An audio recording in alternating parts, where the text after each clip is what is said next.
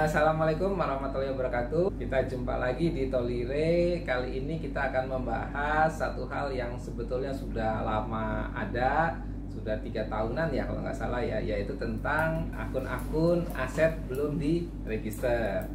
Itu dari mana sih munculnya akun aset belum diregister dan bagaimana cara menyelesaikannya apabila ada akun aset belum diregister. Saat sekarang ini kita sedang menyusun laporan keuangan. Akun aset belum diregister ini tidak boleh ada ya di laporan keuangan unaudited, apalagi di audited, dua-duanya tidak ada. Akun aset belum diregister ini muncul sejak kita menerapkan akrual di dalam penyusunan laporan keuangan. Sebelum kita masuk ke aset belum diregister, kita harus tahu dulu bahwa kita dalam menyusun laporan keuangan itu menggunakan 3 aplikasi.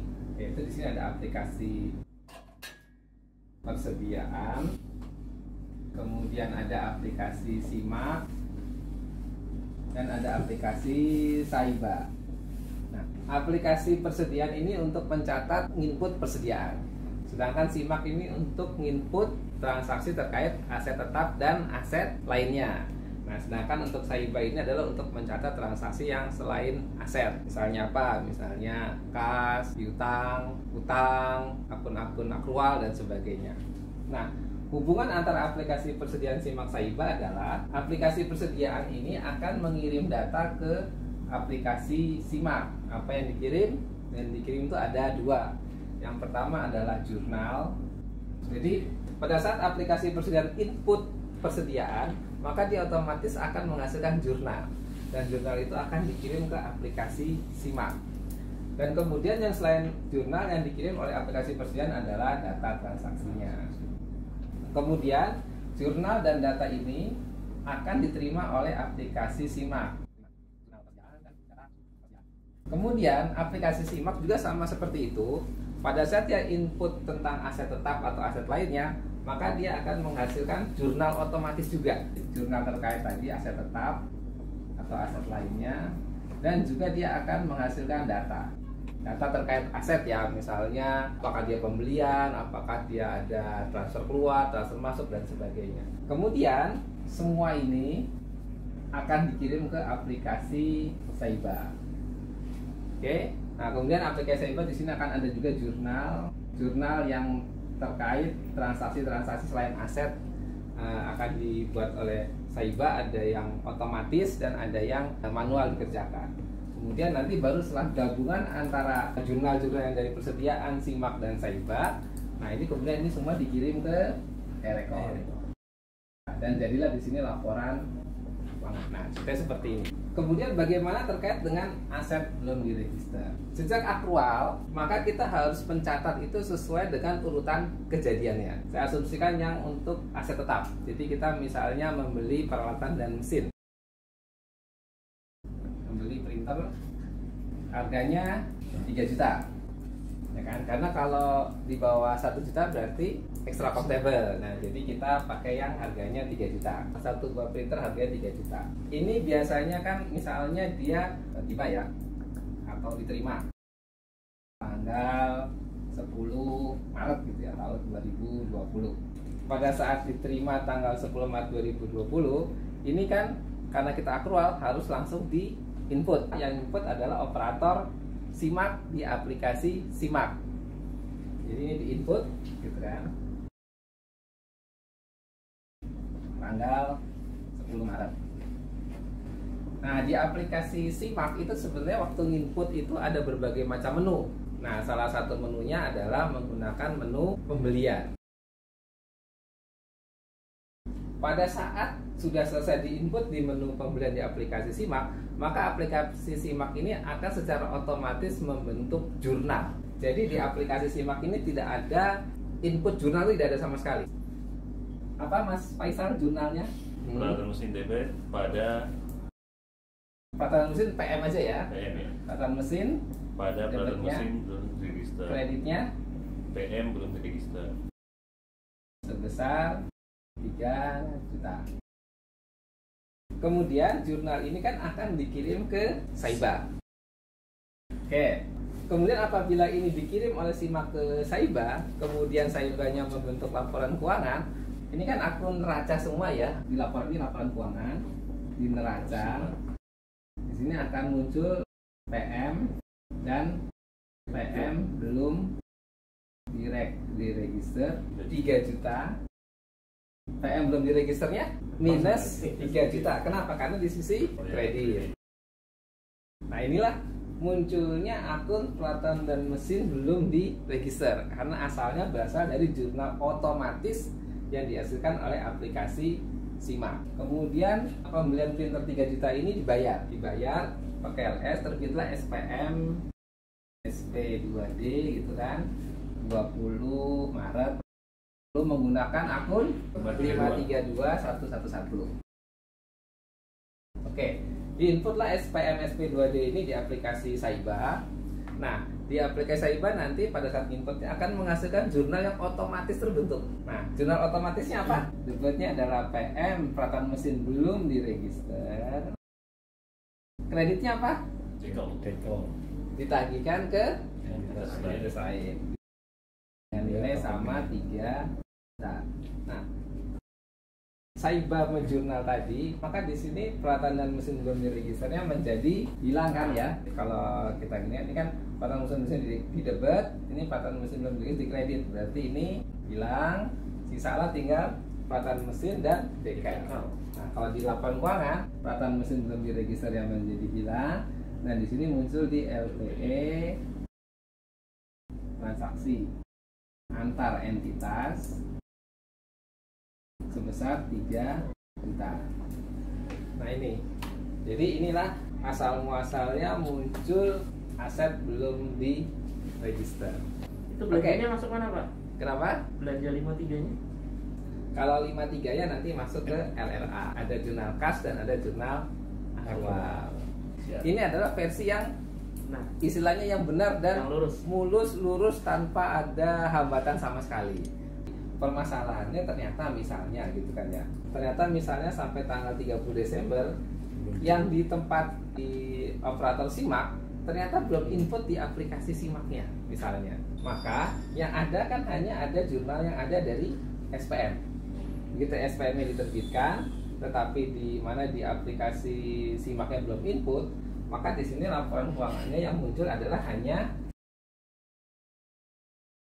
di sini ada PM belum diregister besar 3 juta dan di sini di LPE-nya DKL gitu ya, atau nanti kalau muncul di face-nya adalah transaksi antar entitas. Nah, di sini akan muncul nih PM belum diregister nilainya positif.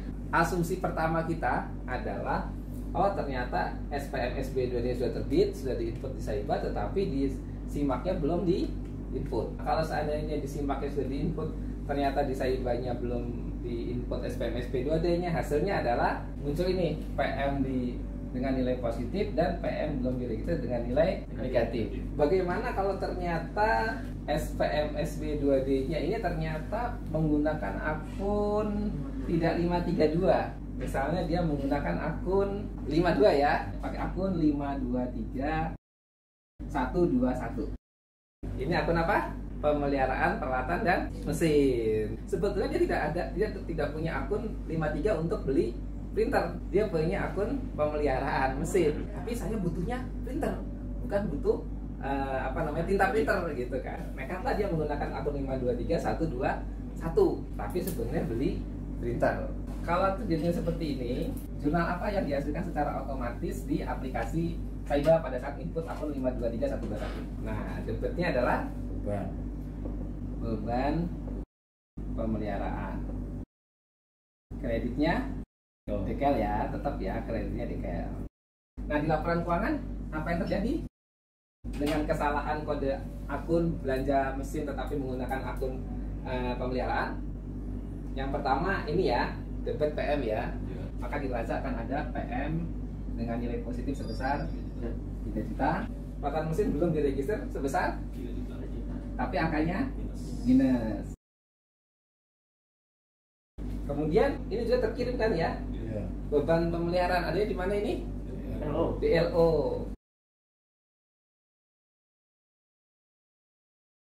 Dan di LPE akan muncul dekal tadi ya, atau transaksi antar entitas sebesar 3 juta. Kalau terjadinya seperti ini, apa yang harus kita lakukan? Bagaimana cara ngebenerin atas hal seperti ini? Yang paling benar adalah tadi Pak Mahfud, yaitu dikoreksi SPM SP2D-nya. Kalau seandainya DIPA-nya tidak ada, berarti tidak hanya sekedar koreksi SPM SP2D, juga revisi DIPA. Revisi DIPA-nya, kemudian koreksi SPM SP2D-nya menjadi akun 5321111, kemudian input lagi SPM SP2D-nya, maka otomatis di sini laporan keuangannya menjadi normal. Belum diregisternya menjadi hilang dengan sendirinya. Apabila misalkan ternyata tidak bisa dilakukan koreksi DIPA maupun koreksi SPM SP2D, maka apa yang harus dilakukan? Jurnal. Di dalam surat tentang kebijakan akuntansi akhir tahun anggaran sudah dinyatakan apabila memang tidak bisa dilakukan koreksi dokumen sumber, maka dilakukanlah jurnal. Jurnalnya bagaimana? Jurnalnya apa? Kalau kita harus jurnal, yang pasti PM belum diregisternya harus kita taruh di sisi debit kan, supaya apa? Supaya hilang. Nah, kreditnya adalah ini, beban pemeliharaan. Jadi, pastikan kreditnya adalah akun yang dulu dipakai untuk membeli yang salah tadi. Jadi, kalau dia dulunya menggunakan akun 523121, maka kreditnya harus 523121 dengan nilai 3 juta. Sehingga nanti hasilnya apa? Maka hasilnya adalah PM belum diregisternya menjadi hilang, beban pemeliharaannya pun menjadi hilang, tinggal PM dan dekal 3 juta. Normal hanya di sisi neraca, LO dan LPE. Ingat, kita masih punya satu laporan keuangan, satu komponen laporan keuangan lagi, yaitu LRA. LRA kita masih 523121. Padahal kan harusnya akunnya 532111 belanja modal. Jadi gini, kalau kita melakukan jurnal itu hanya mempengaruhi neraca, LO dan LPE, tidak akan mempengaruhi LRA. Sehingga penyelesaian dengan menggunakan jurnal itu hanya menyelesaikan masalah di PE, di neraca, LO dan LPE, tetapi tidak menyelesaikan masalah di LRA kan. Mendingan bener 3 kan daripada salah 4 gitu kan ya. Tapi dikhawatirkan juga gitu ya, kalau berkasnya misalnya nih kejadian ini sudah banyak sekali, itu kadang-kadang bingung. Ini dulu printernya belinya pakai akun apa ya? Nah, ini harus mencari gitu. Jangan sampai ada orang yang sembarangan gitu kan. Pokoknya dulu belinya pakai belanja barang. Nah, misalkan di sini diganti nih sama dia waktu melakukan jurnal nih. Nah, ini ya, jurnal koreksi.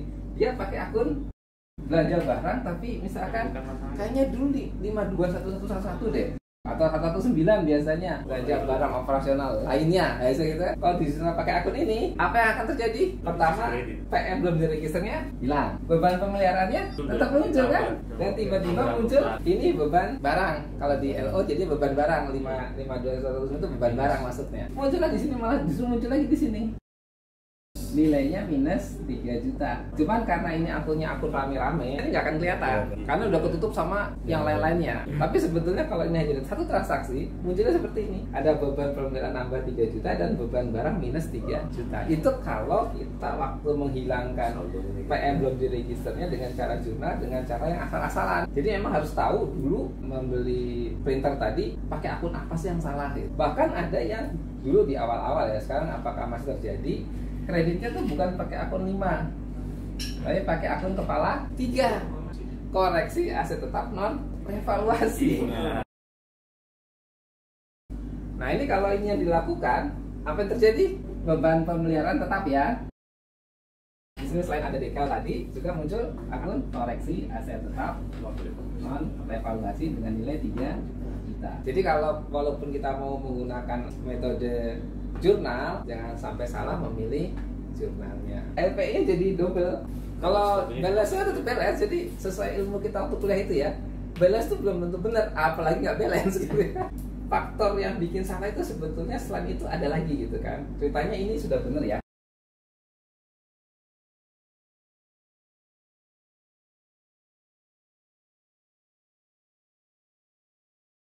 Dan di sipaknya sudah benar juga, tapi dia salah input nilai rupiahnya. Misalkan di sini inputnya misalkan nggak 3 juta, tapi di sini misalkan inputnya 2 juta lah gitu kan ya. Maka apa yang terjadi kalau seandainya di SIMAK-nya inputnya 2 juta, di Saibanya SPM-nya 3 juta, hasilnya adalah ada PM 2 juta, PM belum diregisternya Minus nggak habis ya, 1 juta. karena 2 juta dan 3 juta masih ada di debit sebesar 1.